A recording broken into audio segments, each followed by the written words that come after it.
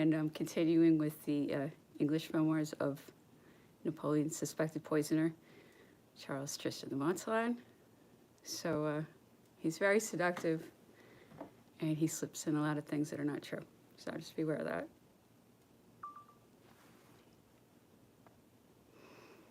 To make an appeal to the emperor's devotedness to the French people was to dictate his decision. Fouché knew it well. The emperor dictated the act of abdication with the rapidity of determination, which was characteristic of his peculiar organization in the field of battle. An hour afterwards, France learned from the imperial commissioners sent to the legislative chambers that Napoleon had just placed his crown in the hands of the representatives of the nation. He said in a tone of deep conviction that the experience of his life had taught him that in the times of a national crisis, safety can only be hoped for from the rule of a government which has all the necessary means of force and terror at command. Comparing the conduct of Carnot on this occasion with his behavior as a member of the Committee of Government, I should say that now, as a fructidor, that honorable man was the dupe of royalist intrigues, active abdication, Frenchman in commencing war for the maintenance of national independence. I relied on the union of all efforts, of all wills, on the cooperation of all national authorities. I had reason to hope for success, and I disregarded all the declarations of the powers against me. Circumstances appear to me changed. I offer myself as a sacrifice to the hatred of the enemies of France. May they prove sincere in their declarations and have really directed them against my power alone. My political life is terminated, and I proclaim my son under the title of Napoleon II, Emperor of the French. The present ministers will form the Council of the Provisional Government. The interest which I take in my son induces me to invite the chambers to form a regency without delay by a specific law. Let all unite for the public safety in order to remain an independent nation. Signed, Napoleon. The two chambers received the abdication as the last act of homage offered to his country. This feeling prompted them to send a deputation to thank the great man to whom they were about no longer to give the name of emperor for the sacrifice which he had just made to France. But this sacrifice was made on condition that the King of Rome should be proclaimed Emperor of the French. This proclamation, however, which seemed naturally to flow from the act of abdication itself, was obstructed by great difficulties. And the abdication being accepted, the combat was then commenced respecting the question of succession, as if this succession were not a necessary consequence of the previous event.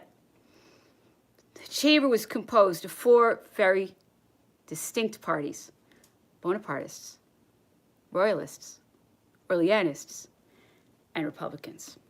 The Bonapartists proved successful, and after the delivery of several speeches, among which those of Béranger, Manuel, and Boulet de la Muerte are most worthy of notice, Napoleon II was proclaimed Emperor of the French.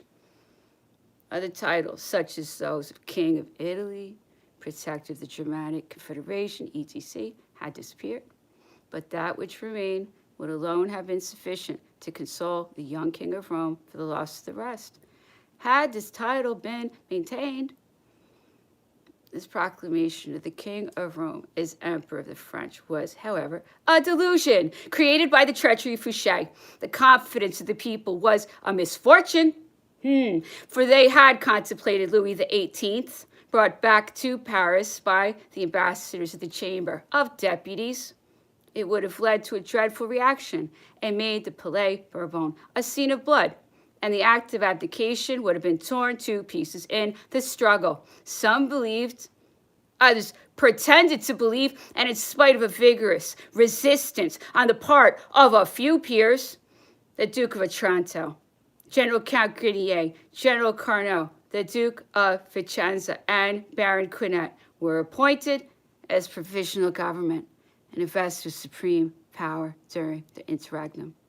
The word regency, as it appears, had already been traitorously erased. Cambyses, the High Chancellor of the Duke of Bassano, refused to retain their portfolios as Minister of Justice and Secretary of State, and their places were immediately filled up by the appointment of Boulay de la Muerta and Berthier, who were members of the Council of State. All the other ministers continued to discharge the functions of their several offices till the re-entry of Louis XVIII into Paris. The Committee of Government was presided over by the Duke of Otranto, and all its decrees were issued in the name of the French people. At the same time, the provisional government was constituted. Commissioners chosen from the members of the two chambers were accredited to the foreign sovereigns to solicit the recognition of Napoleon II as Emperor of the French. The ex-emperor declared that if his son was recognized as his successor, his political life would come to an end with the last act of the drama, and that he would retire as a private individual to the United States of America. This overture, as may well be supposed, was received with transport, and the greatest eagerness was manifested to get rid of a giant insufficiently chained by his defeat, every one of whose movements still made the whole of Europe tremble to this day. This overture, as may well be supposed, was received with transport. The greatest eagerness was manifested, and I leave it to avenging history, whose sole mission it is the task of enumerating the intrigues and the defections of those days so full of disgrace to the French chambers. I am only anxious to remember and record the generous efforts of Drouet, Lebedouyer, and Regnault de Saint-Jean d'Angely, to recall to the minds of the peers and deputies the solemnity of their oaths, and shall confine myself to stating a fact known of you that the emperor submitted to the discussion of a privy council the question whether the hesitation of the chambers to proclaim Napoleon II and the treachery and falsehood which sent ambassadors to the headquarters of the Allies, whether in short the loudly expressed feelings of devoted attachment to his person did not make it his duty to resume the care of saving his country from the yoke of foreigners or from a counter-revolution, and to place himself at the head of the army, denouncing to the people the treachery of some and appealing to their indignation to conquer the common enemy. It was in this council that Prince Lucien revealed his ambition.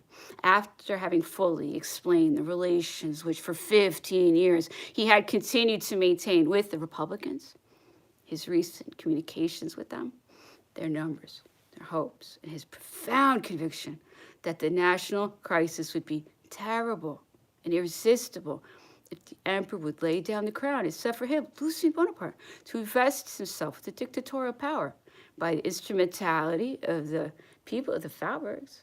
He even ventured to push the illusions of this constant hope, which he brought to light this occasion so far as to say to the emperor, no one else says this, France has no longer any faith in the magic of the empire. It is eager for liberty, even with its abuses, and prefers the charter of all the greatness of your reign. With me, she will make the republic because she will believe in it. I will confer upon you the chief command of the army, and by the assistance of your sword, I will save the revolution. The emperor listened to these strange words without betraying his impressions by the slightest indications. It was the same Lucien who 5 years before pretended not to covet power, who now, as a future dictator, offered to his brother the command of the troops of his republic. He merely turned to Carnot and requested him to reply in his stead.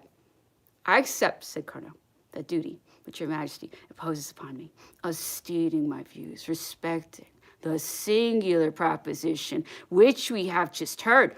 There is no man who is better entitled than myself to call himself the representative of the true Republicans. I have had great experience of them, and I declare that there is none of them who would wish to exchange the dictatorship of Eugenius for that of the president of the Council of 500.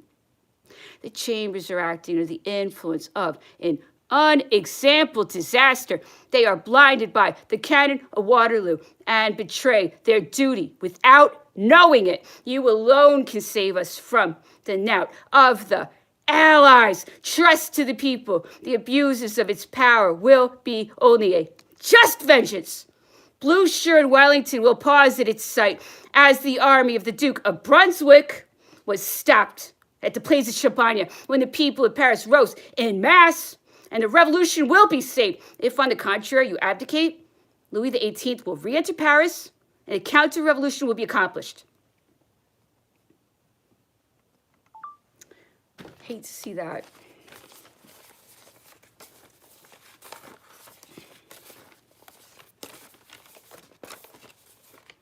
I write this cause in Italian. I'll do my best.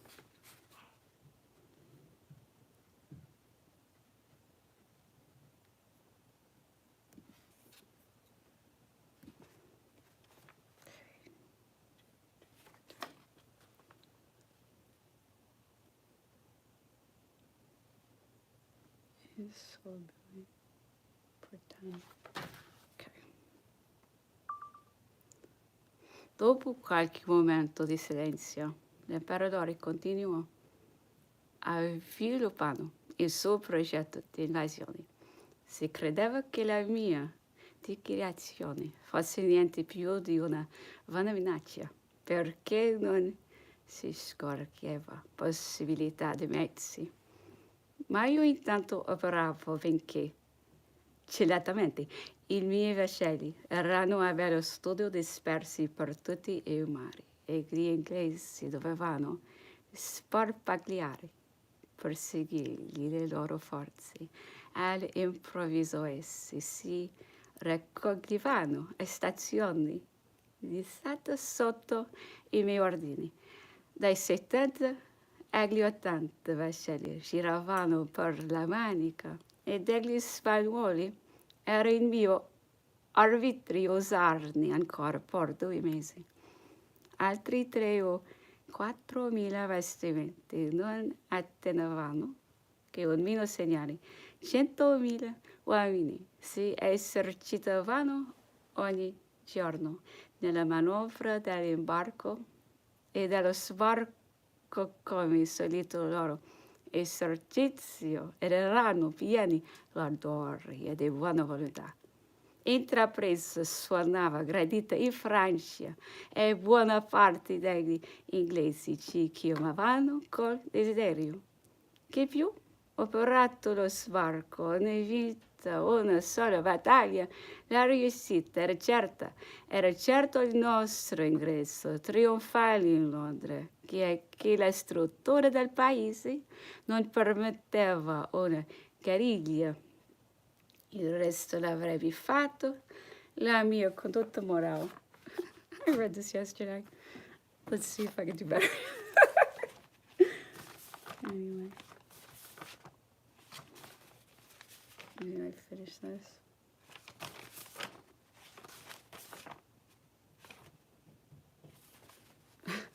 Like that. Okay. All right, so we're gonna have to do Italian again. Okay.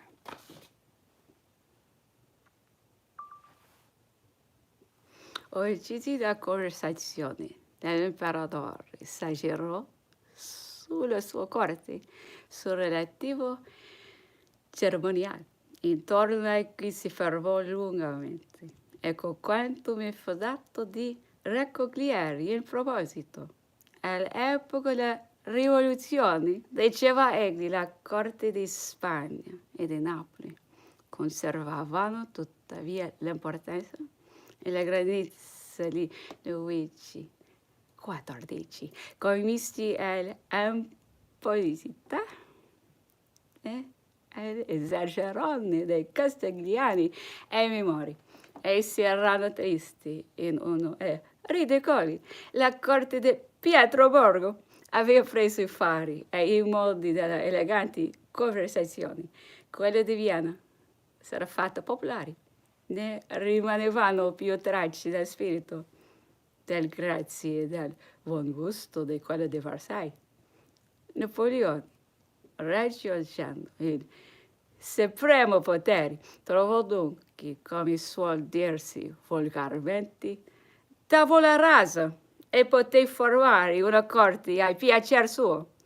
Ai ricercò, diceva, una ragionevole transazione, intendo conformare la dignità del trono con nuovi costumi e farla specialmente servire al miglioramento delle maniere del grani e all'industria del popolo. Per fermo non la era piccola impresa quella di rialzare un trono su quel suolo medesimo. Oh, farsi conforme giudiziari decapitato il monarca regnante, e dove ogni anno giuravasi costituzionalmente odio ai re. Non era impresa di pigliarsi a capo quella di restaurare la dignità, i titoli, le decorazioni in mezzo ad un popolo che combatteva e trionfava da ben 15 anni col solo fine di proscriverli. Nulla di meno Napoleone, il quale sembrava fare sempre quanto voleva, perché, diceva egli, aveva l'arte di voler quanto era giusto e conveniente. Tronco, decisamente siffatti difficoltà. Eletto imperatore, creò i grandi e si compose una corte. Non guari la vittoria parve assumersi il carico di riformare ed illustrare il nuovo ordine delle cose. L'Europa lo riconobbe.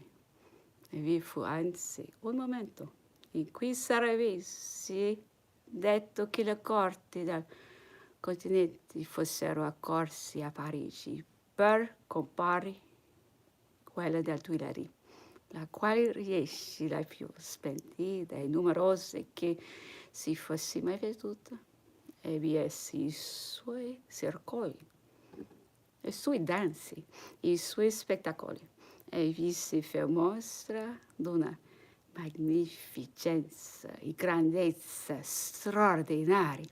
La sola persona del sovrano mantenne continuò un'estrema semplicità che diventò un suo distintivo. Ciò avveniva, diceva egli, perché il lusso ed il fasto che incorreggiva intorno a lui entravano nei suoi calcoli, non nel suo gusto. Questo lusso e questo fasto erano promossi per tenere viva ed in fiori le nostre manifatture e la nostra industria nazionale. Le cerimonie e le feste del matrimonio dell'imperatrice e quel del battesimo del re di Roma si lasciarono addietro di gran tratto tutti quelli del passato e non si rinnoveranno forse più mai.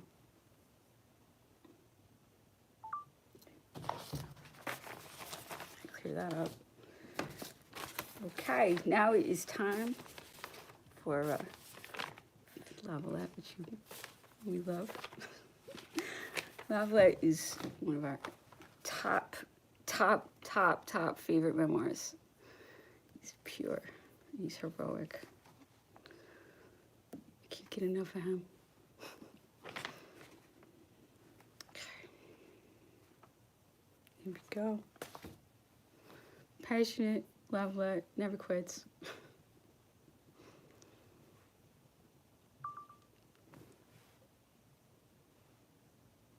Vers 11 heures du soir, j'ai reçu l'ordre de me rendre aux Tuileries. J'ai trouvé dans le salon les anciens ministres et l'empereur au milieu d'eux, causant tranquillement de l'administration, comme si nous y avions été de 10 années en arrière. Il sortait du bain et il était vêtu de son petit uniforme. Le sujet, le ton de la conversation, la présence de toutes ces personnes qui, pendant longtemps, ayant travaillé sous lui, contribuant à effacer complètement de ma mémoire et la famille des Bourbons et son règne de près d'une année. Mais sur un des meubles de l'appartement ayant placé sans ordre le buste en marbre de Louis XVI, du dauphin, père des princes actuels et de quelques princesses. Ce buste nous rappelions les souvenirs de la vie, le lendemain, tous avions disparu. L'empereur, en me voyant, s'avança vers moi de quelques pas et me faisant entrer dans une autre pièce. Il me poussait doucement devant lui et me dit en me tirant l'oreille: « Ah, vous voilà, monsieur le conspirateur! » Non, en vérité, sire, et vous devez savoir, si on vous a dit vrai, que je ne voulais pas me mêler d'une affaire dans laquelle mes sœurs... Bien. Fouché était déjà ministre de la police. La conversation s'engagea, ou plutôt des éternelles questions commenceront et termina en m'offrant le ministère de l'Intérieur. Non, sire, il faut à votre majesté un homme habitué à diriger l'administration générale et qui a un nom éclatant dans la Révolution. Je vous prie de me rendre salle de poste, où je peux encore vous être utile. Eh bien, soit, je vais nommer Carnot. L'empereur fit un bon choix. Ce n'est pas que les formes de ce ministre, un peu sèche, et son inexpérience n'ayant excité quelques murmures, mais c'était un homme sincère qui voulait fortement le bien de la France. 2 mois après, l'empereur se félicitait encore de son choix et me disait: « Carnot est un bien honnête homme. » Mon audience avait été précédée de celle donnée à M. Mollet, qui avait refusé le ministère de la Justice et des Relations extérieures pour reprendre les ponts des chaussées qu'il avait dirigés avant le dernier règne. Ces audiences nous mèneront fort avant dans la nuit. Enfin, vers 3 heures, l'empereur entra dans le salon. Vous expédierez des brevets à tous ces messieurs. Quant à la valette, il n'en a pas besoin. Il a conquis la poste. Il y avait dans le ton qu'il mit ce peu de mots, je suis quoi de malicieux et même d'un peu aigre, qui me fit sentir qui était piqué de ma conduite. Effectivement, j'ai administré son préfet la poste pendant les 3 mois. Ainsi, on aurait pu ajouter ce griffe étrange à mon acte d'accusation, un maître accusé d'avoir rempli, pendant le règne des usurpateurs, les fonctions de directeur général des postes sans son autorisation écrite.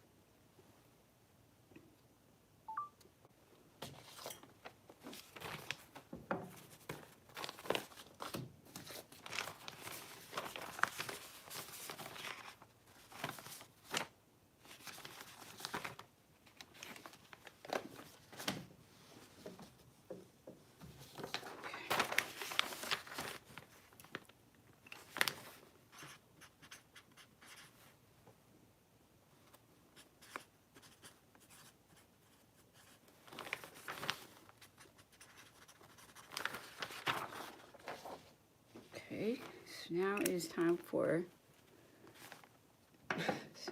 our entomarchy, Napoleon's doctor on St. Helena.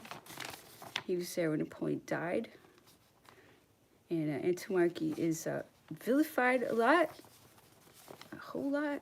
And I think Matzla got created problems between him and entomarchy using the usual methods, as we all know so well by now.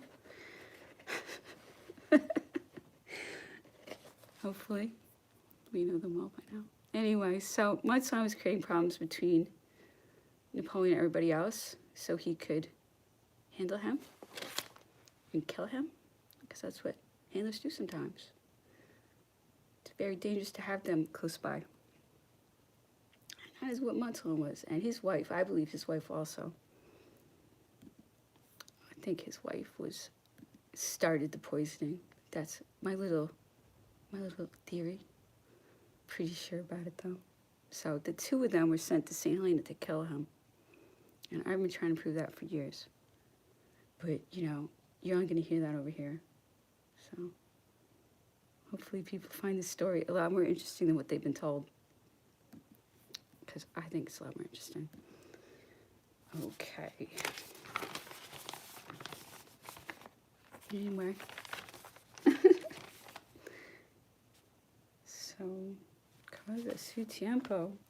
Okay, time for Spanish. Llegando aquí se repuso y comenzó luego a discutir sobre las intrigas que en aquella época agitaban la Alemania. Habló de Schildornberg, que la reina de Prusia, cuyo plan era vasto y bien concebido, pero que se apresuraron sin entenderse en la ejecución, siendo la primera vez que yo oí hablar de aquellas dramas, cuyos resortes y conjunto me eran desconocidos. Procuré mudar la conversación, sacando en ella el nombre de Müller. Napoleón le oyó con complacencia y se extendió mucho sobre los talentos de aquel hombre célebre. Era chiquito, flaco, extenuado y bajo un exterior detestable encerraba el ingenio más extenso que jamás haya existido. Me le presentaron en nuestra batalla de Jena y como pasaba por autor del manifiesto, le chanceaba sobre su producción. Yo, Señor, contra vos, vuestra majestad, ¿cree que soy tan bestia? Pasé con él algunas horas en conferencias en las que manifestó profundos conocimientos e ideas vastas y elevadas. Encargué las relaciones exteriores de Westfalia, pero Jerónimo, que había puesto en otras personas su confianza, le separó y le llamó a otras funciones que no le iban tan bien. De aquí pasó Napoleón a hablar de Goethe y Wieland, de quienes hizo brillantes elogios. Yo le recordé la conversación que había tenido con el último de estos escritores y habiéndole dicho que había adquirido una copia de ella en Frankfurt. Tuvo curiosidad de verla. Se remitió y leyó en estos términos. Había unos minutos que yo estaba en la sala cuando Napoleón la atravesó para venir hacia nosotros. La duquesa de Weimar me presentó con las ceremonias de costumbre y el emperador me dirigió algunos elogios con un tono afable y mirándome fijamente. Muy pocos hombres me han parecido poseer como el don de leer a primera vista en el pensamiento de los otros. Al momento conoció que a pesar de mi celebridad, era yo sencillo en mis modales y sin pronunciación alguna. Y queriendo él hacer una impresión favorable sobre mí, tomó el tono más propio para conseguir su fin. Nunca he visto hombre más específico, sencillo, suave y menos pretensivo en apariencia. Nada se veía en él que manifestase la sensación de poder de un gran monarca. Hablóme como un antiguo conocido hablaría a su igual. Y lo que es más extraordinario, conversó exclusivamente conmigo durante hora y media con grande admiración de la asamblea. Al fin, a causa de medianoche, conociendo que Era indiscreción detenerle tanto tiempo. Me tomé la libertad de pedirle permiso para retirarme. Vaya pues, me dijo, en un tono amistoso. Buenas noches. Y aquí los principales puntos de nuestra conversación. Hablando de la tragedia que se acababa de representar, venimos a tratar de Julio César.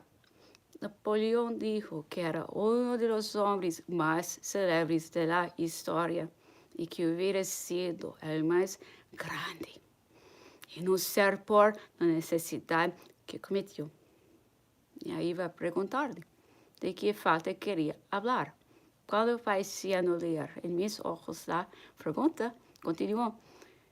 César conocía a los hombres que intentaban, oh my goodness, deshacerse de él.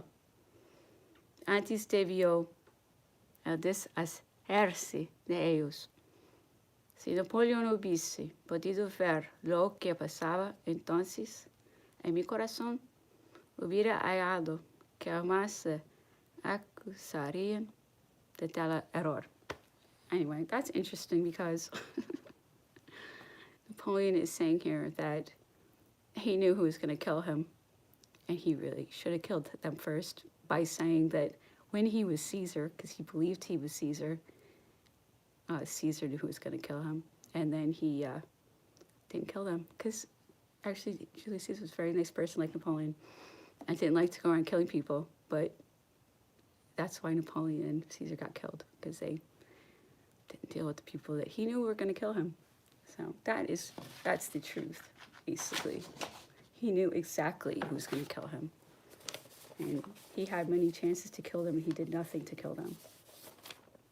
That is the truth, because he was not very Machiavellian, actually. It's not what people hear about him. He was actually too nice. It's the absolute opposite of what people are taught. It is so wrong to lie on this level about history, because then people don't know what's up. They don't know anything about their own lives, because they're being lied to about so many things. And that is why I do this, so people can learn they are being lied to all of the time. I have very time for journal. Bemerkt, dass seine Instruktionen auf jene eingeschobenen Grenzen es zurückgelegt hätten. Offizierslich stets beim Kaiser folgen solle. Hätte man sie so beobachtet, so wäre ich nie einen Schritt aus meinem Zimmer gegangen und konnten mir die Iren nicht mehr Spielraum gewähren. So können sie gar nicht für mich tun. Ich will und verlange aber auch nicht hinterbringen sie, dass ihr Regierung dem Gouverneur weiter auf die Äußerung gibt, wie dies daraus entsteht, dass man von so weit her und über eine Person, die man nicht kenne, Instruktionen erhalte, dann hat sich darauf besorgt, dass man vielleicht nach Ankunft des Hauses oder vielmehr des Palastes von Holz unterwegs sei, bis Maßregeln Pferde ergreifen können, das Schiff, womit komme, zugleich eine Menge Möbeln und Wundergeräte bringe, die ihm angenehm sein würden, dass das Gouvernement sich alle mögliche Mühe gebe, des Kaisers Sage zu elektrieren. Der Kaiser hatte geantwortet, dass diese ganze Mühe sehr gering sei, dass er gebeten man möge für ihn auf das Morning Chronicle und den Statesman abonnieren, diese Angelegenheiten mit den Mindestuneinnehmen als Drucken zu lesen, dass man es aber nicht getan. So habe er auch Bucher seinen einzigen Trost verlangte, 9 Monate Sehe nun verstrichen und habe noch keine erhalten, so habe Nachrichten von seinem Sohn, seine Gemahlin, nachgesucht. Man habe ihn ohne Antwort gelassen, was die Mundwerke, die Möbel, das Quartier betrifft, hätte er ferner gesagt. So sind Sie und ich, mein Herr, Soldaten. Notwendigen also diese Dinge so viel, wie sie fertig sind. Sie sind in meiner Vaterstadt, vielleicht selbst in meinem Haus gewesen, und so haben Sie gesehen, wie wenig dieser Artikel, der ich doch nicht der niedrigste auf der Insel war, von der Art besessen, ohne mich deshalb schämen zu dürfen. Nun gut, ob ich gleich einen Thron gesessen und Kronen verteilt, habe ich doch meine Vorlage nicht vergessen. Mein Kanapee, mein Feldbett, hier sind mir genug. Der Gouverneur hatte bemerkt, dass dieser Holzern Palast und als ihn begleitet, doch eine Aufmerksamkeit bezeige, euch vielleicht vor den Augen Europas rechtfertigen zu wollen, hatte der Kaiser gezeichnet, aber für mich ist das alles gleichgültig und ohne Wert. Nicht ein Haus, nicht Möbel, musste man mir schicken, sondern lieber einen Henker und ein Leichenzug. Jenes scheint mir Sport. Diese wären einer Gunst gewesen. Ich sage es noch einmal, die Instruktionen eurer Minister führen dahin und ich fordere Sie hiermit. Wie erscheint es jetzt, als wolle der Admiral, der kein böser Mensch ist, Ihnen gemeldet habe. Ich beklage mich nicht über das, was Sie mir wirklich getan. Keine seiner Formen beleidigten mich. Hier fragte der Gouverneur, ob Nigra selbst aus Unwissenheit irgendeinen Fehler begangen habe. Nein, mein Herr, seit Ihrer Ankunft haben uns wir noch über nichts zu beklagen gehabt. Nur eine Handlung hat uns wehgetan. Dies war Ihre Aussicht über unsere Bedienten in der Besicherung, dass sie für Herr von Napoleon beleidigend war, weil sie Verdacht gegen dessen Redlichkeit zeigte und kleinlich, peinlich und kränkend für mich und vielleicht für einen englischen General selbst, der sich so zwischen mich und meinen Kammerdiener stellen musste. Der Gouverneur hat auf einem Sessel dem Kaiser, der auf dem Kanapee liegen geblieben war, gegenüber gesessen. Es war dunkler Abend geworden und man hat sich nicht recht mehr unterscheiden können, wer gewinnt. Also suchte ich seine Gesichtszüge bei alledem zu studieren und den Eindruck, den ich in diesem Augenblick auf ihn machen konnte, zu erkennen. Im Laufe der Unterhaltung hatte der Kaiser, der an diesem Morgen den Feldzug von 1814 von Alphonse de Beauchamp, in welchem alle englischen Bulletins so unterschrieben sind, gelesen hatte, den Gouverneur gefragt, ob er dies sei. Dieser hatte schnell und sichtbar verlegen geantwortet, dass sie von ihm seien und dies seine Einsicht gewesen wäre. Beim Fortgehen habe Sir Hudson der während der Unterredung dem Kaiser mehrmals seiner Versicherung nach sehr geschickten Ärzte angeboten gehabt, noch an der Türe. Die Bitte wiederholt so erlauben, dass er ihn schicke. Der Kaiser habe ihn aber durchschaut und es standhaft abgeschlagen, nachdem er der Kaiser dieses erzählt hatte. Schwieg er einige Minuten lange und begann dann wieder, als habe er Bruder nachgedacht.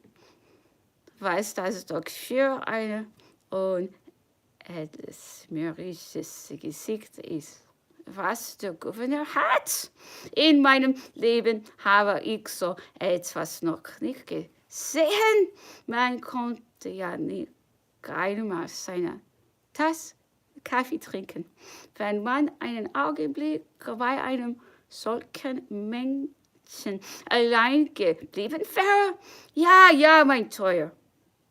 Man hat mir vielleicht in ihm noch etwas Schlimmeres als einen Kerkermeister hergeschickt.